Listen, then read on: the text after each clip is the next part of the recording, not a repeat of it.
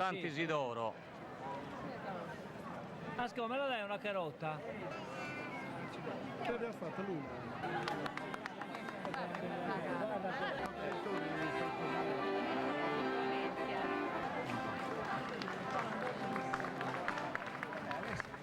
Come si chiamano questi gioielli? Questi? Queste decorazioni?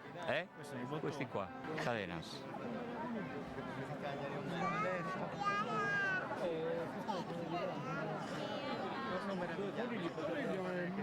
Non puoi capire cosa c'è sotto la Poteva essere un Ma è oro però. Ma oro davvero? Sì, certo. Come si chiamano queste?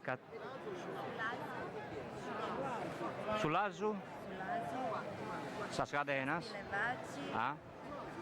Stilaviccioni e Sagarena. Beh, questo c'è il tramano.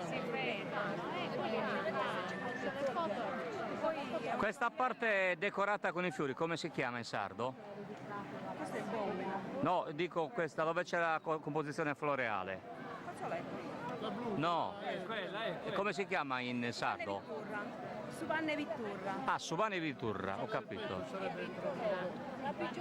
Fanno dal peggio. Si fa la ricerca. Sembra che altro detto l'uomo. Sull'Asu. Max. Sì, Cagliari è l'ultimo, vero? Poi c'è una Maniadone.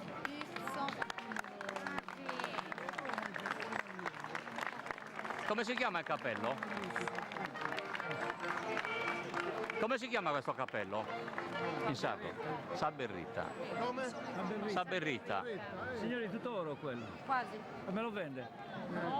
Come li chiamate in sardo questi gioielli? È continentale, signori. Neanche. A chi?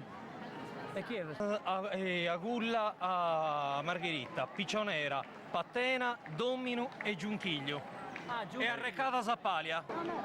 Bella